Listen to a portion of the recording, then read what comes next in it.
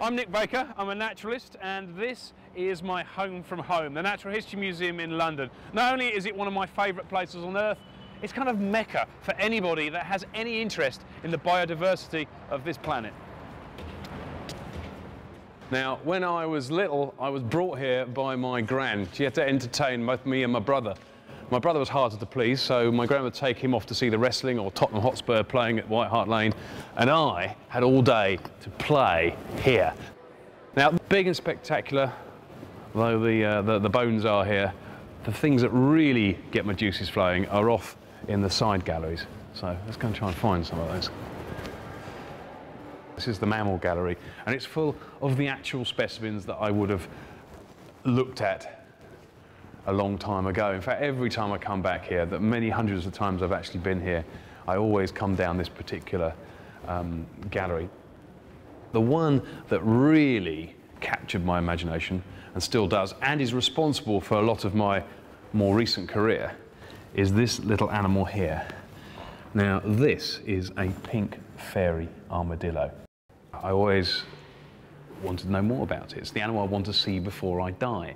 Several series that I've been involved with have been sold to the broadcasters based on the story of the pink fairy armadillo. However, I still have not ever seen one alive. So I might not have actually seen one, but I feel I've experienced it and it has influenced my life. So we have a bond.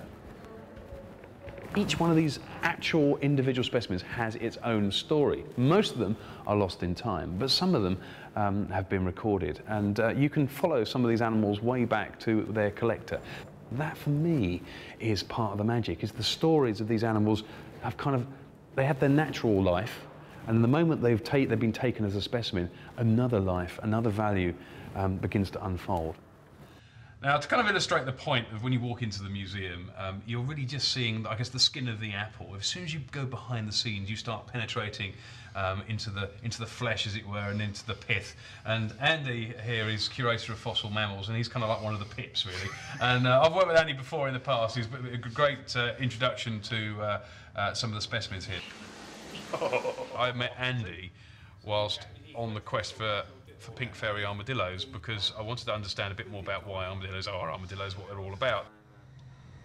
So this bit of footage got sent back. So this is the only bit of moving footage that I'm aware of. That is absolutely fantastic.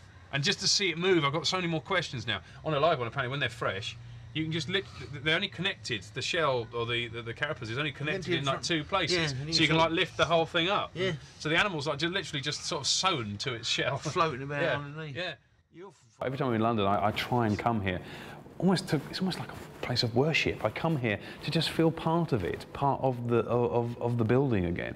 And you know, I come here for ideas, for inspiration, for books, for programs, for drawings, for art. I just feel rooted here. I don't know why. It's very strange.